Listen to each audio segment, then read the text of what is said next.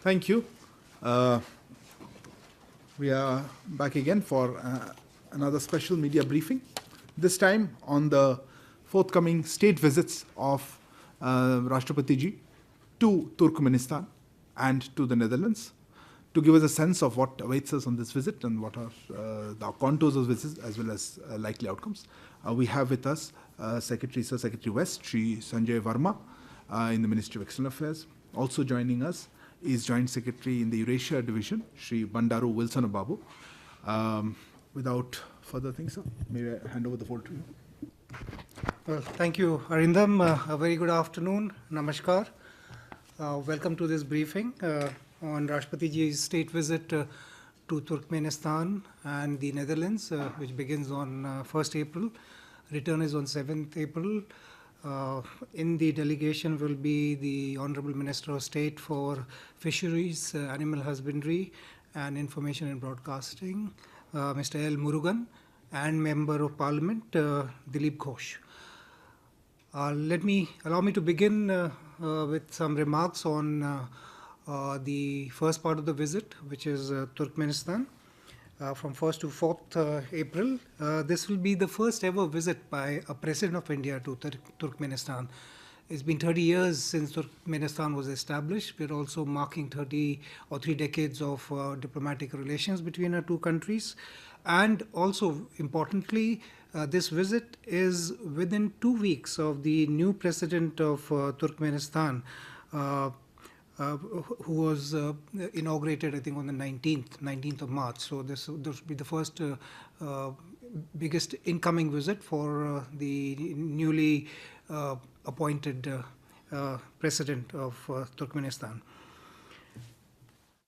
The main elements of the visit will be tete-a-tete with the President, Sardar Berdi Mohammadov, followed by bilateral delegation level talks, then the ceremonial guard of honor, signing of several MOUs, joint media, a separate media statement, meeting with ITEC and ICCR alumni, address to the Institute of International Relations in Ashgabat, and some cultural programs presented incidentally by Turkmeni artists, Indian cultural program, cultural evening rather. You would be aware that India and Turkmenistan have civilizational and historical linkages which encompass Buddhist relics, sites, or if you look at Delhi, the Turkman Gate near Ajmeri Gate, reflects that relationship. The Turkman Gate was built to honor a 13th century Sufi Turkmeni poet. So that is a standing example of our relations with Turkmenistan. In the modern era, we have had 3 presidential visits from Turkmenistan. Our Prime Minister Modi ji also visited the Central Asian countries, including Turkmenistan, in 2015. But as I said earlier, this is the first visit of our president to Turkmenistan. In recent months, you will recollect the energy which has infused the India-Central Asia partnership, in which Turkmenistan plays an important role. We had a remote summit in January this year, and there are several verticals which have been established from that summit, and we see Turkmenistan being an important part of those engagements. Bilateral trade is a modest figure. It's just 97 million in the first 9 months of this financial year, of which over 90 million are Indian exports. There are several reasons why this is a very limiting figure. It's either geography or a small market size. But I'm happy to share that India was, and we hope will regain its place of pride as a favored destination for Turkmenis for medical tourism. Before the COVID crisis hit us, there were almost 25 to 30 Turkmeni patients landing in India every day. That is about more than 10,000 a year. And as things resume, we will, I'm sure, reclaim that aspect of our bilateral relationship.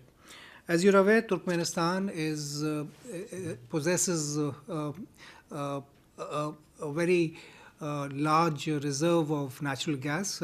By various accounts, they're either fourth or fifth in the world. And they're also strategically placed in Central Asia, and connectivity is something on which we feel partnership with Turkmenistan will pay dividends. We have offered a line of credit worth $1 billion to Central Asian countries, including Turkmenistan. The other areas where we have worked in terms of a development partnership with Turkmenistan is a MOU on implementation of high impact community development projects. Then there are grant projects like the India Turkmenistan Information Technology Center in the capital, as well as the Turkmen India Industrial Training Center in Ashgabat. We have also been offering Turkmenistan about 50 ITEC slots or ICCR scholarships every year. We also have a Hindi chair in one of their institutes, which is called the Azadi Institute of World Languages in Ashgabat. Popular Indian culture has found tremendous appeal in Turkmenistan, Bollywood films, songs, etc. And that is why the earlier reference to a cultural program presented by Turkmeni artists with an Indian theme. We have a cultural agreement, and during this visit, we will be signing a program of cooperation for the year 22 to 25.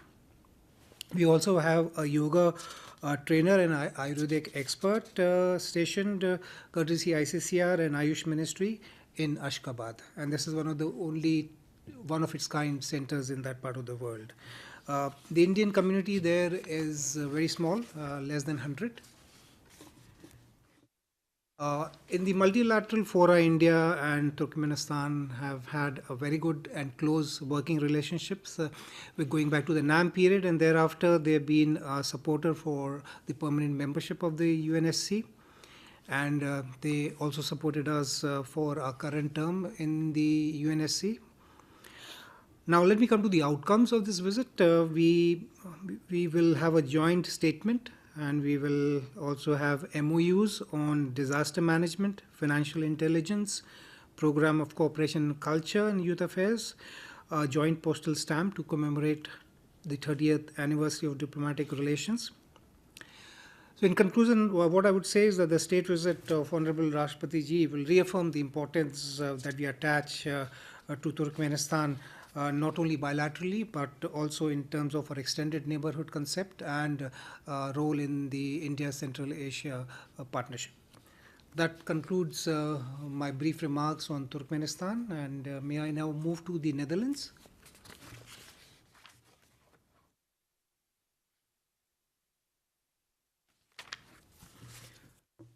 The visit to Netherlands is from the 4th to the 7th of April, taking place at the invitation of His Majesty King William Alexander and Her Majesty Queen Maxima. This will be the first high-level visit from India after the royal couple visited India in October 2019. The last presidential visit from India to the Netherlands was 34 years ago. It was President Venkatraman in 1988. Prime Minister Modi visited Netherlands in 2017, and this visit is also taking place as we mark 75 years of diplomatic relations between India and the Netherlands.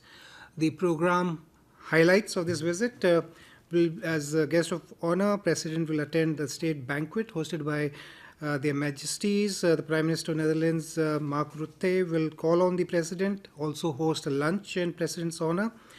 Rashtrapati Ji will also meet the President of the Senate of Netherlands, Mr. Jan Anton Bruijn, and the President of the House of Representatives, Ms. Vera Bergkamp.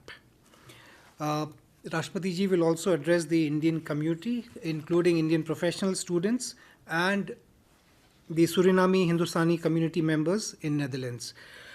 The Netherlands hosts the largest Indian diaspora on mainland European continent, 2.6 lakhs, of which 200,000 or 2 lakhs are of Indian Suriname extract, and the rest are Indian professional students, etc. There are about 3,500 Indian students in the Netherlands. As part of our 75th independence Akam celebrations, very interestingly, Rashtrapati ji will be hosting a cultural performance in the Netherlands to be graced by the King and Queen of the Netherlands. And this will be a performance by Kalakshetra Foundation, a 35-member troupe, which will perform a piece from the Ramayana. And as I mentioned earlier, this would be part of our ACAM celebrations, and will be one of the bigger or high-profile such celebration anywhere in the world. In terms of bilateral relations, this visit of Rashtrapati ji will be a follow-up to the India-Netherlands Virtual Summit held in April 2021. At the virtual summit, you may recollect the two sides agreed to launch a strategic partnership on water, setting up a bilateral fast-track mechanism for investment facilitation, and also establish 25 centers of excellence in agri-related sectors by 2025. This visit of Rashtrapati ji will strengthen this partnership and provide further impetus to these verticals.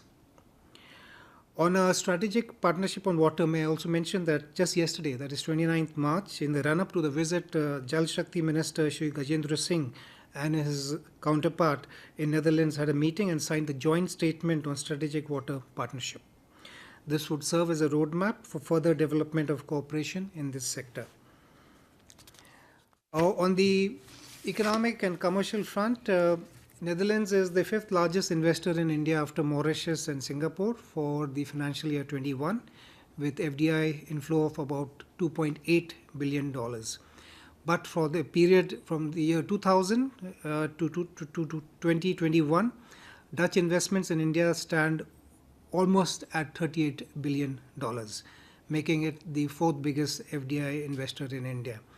There are over 200 Dutch companies present in India, and likewise there are about 300 Indian companies in the Netherlands. This includes also startups. May I also mention here that the Netherlands is the third European country after Germany and France to come up with the policy guidelines on the Indo-Pacific, and they have also significantly influenced the EU's Indo-Pacific strategy, which was announced in September last year. We also have strong sectoral cooperation in agriculture, health, science and technology. This visit of Rashtrapati ji in particular will also there's a triangular development partnership that we look at with Netherlands. WAH stands for WAH, that is Water, Agricultural and the Health Agenda. And we believe this will be further strengthened during the forthcoming visit. The Netherlands considers India an economic superpower, and so a very strong stream in this visit will be economic and commercial relations. There will be MOUs signed on ports, on state archives, cultural exchanges, as well as the science and technology program of cooperation. I conclude my remarks here. I'll be happy to take questions. Thank you very much, sir. We'll have our first round of questions. We'll take them together, perhaps. Or yeah. Okay, Yeshi, let's start off. Hi, this is Yeshi Seli from the New Indian Express. I have two questions. One is, will the upcoming visit to Turkmenistan result in the revival of talks on TAPI, the Turkmenistan, Afghanistan, Pakistan, India gas pipeline? And second is, you've said that officials from animal husbandry and fisheries are accompanying. Did you say that? Or the Minister of State will be accompanying. Okay, yes. I was wondering why. Traditionally, there is always a Minister of State as well as a Member of Parliament or two. I didn't hear that right. So just about TAPI, basically, whether there will be a revival of talks. Siddhant, one second. Hi, sir, Siddhant from Beyond. Hello, hello, Siddhant. The visit is happening at a time when the geopolitical context is there, Ukraine in Europe, the Ukraine crisis, and Afghanistan in Asia. He's going to Turkmenistan and Netherlands. Will these issues for Turkmenistan, Afghanistan, and for Netherlands, Ukraine crisis Yeah, be part of the slow. conversation? Could you repeat that part? Which are the points again? So, will the I've got Ukraine it. crisis be part of the conversation Okay. in the visit to Netherlands, and will the Afghan crisis be part of conversation with the leadership in Turkmenistan? Fine. I saw one more hand before. Okay, the questions are covered. That's it. All right. Yeshi, your question is on the TAPI pipeline revive. I won't say revive because the talks are ongoing. India has some concerns. Well, let's establish the basics that we do acknowledge that Turkmenistan is a very rich reservoir of natural gas, and this conversation on TAPI began in the last few years of the 20th century. It is a difficult neighborhood if you look at the geography. So in that sense, that itself was a task of negotiating the pipeline through those territories. But thereafter, it is on record that India has some concerns about the commercial or business aspect of the TAPI pipeline, and that is being discussed. GAIL is a stakeholder. So let me put it simply as that we have some concerns on the business principles on the commercial side, apart from the logistical challenges which are very apparent. So this is where things stand, but Rashtrapati Ji's forthcoming visit will be another opportunity at the highest levels to revisit where we stand on this issue. Thank you. Okay, Siddhant, your question was on the possibility of Ukraine coming up during the Netherlands part of the visit, and Afghanistan in the first part of the trip. Let me begin with Afghanistan. In the India Central Asia Summit, there is a broad regional consensus on Afghanistan. And Afghanistan is a neighbor of Turkmenistan, and they are known to have good relations. So in terms of our overall approach to Afghanistan, both from the Indian perspective or in the perspective of Central Asia-India relations, in terms of this regional consensus, we have spoken about in the past for an Afghanistan which includes formation of a truly representative and inclusive government, combating terrorism, drug trafficking, central role for the UN, providing immediate humanitarian assistance for the people of Afghanistan, and preserving the rights of women, children, minorities. And as decided by the leaders of the India Central Asia Summit, we will soon be forming a JWG on Afghanistan. So Afghanistan will surely come up in this conversation, and this is where we stand on that issue. On Ukraine, well, it will not be surprising if it is raised, naturally. Our position on Ukraine is clear, and there is understanding in our friends in Europe. Our position, as nuanced as it may seem to many, it is a distinct position, and it has been spelled out over the last 4 weeks repeatedly, and we in person, the Rashtrapati Ji himself, will convey this to the Netherlands side. But we see broader increasing and broader acceptance of our position, and in Netherlands we will have a first-hand experience to share that with Netherlands. It's a country with which it's not just a important bilateral economic commercial partner.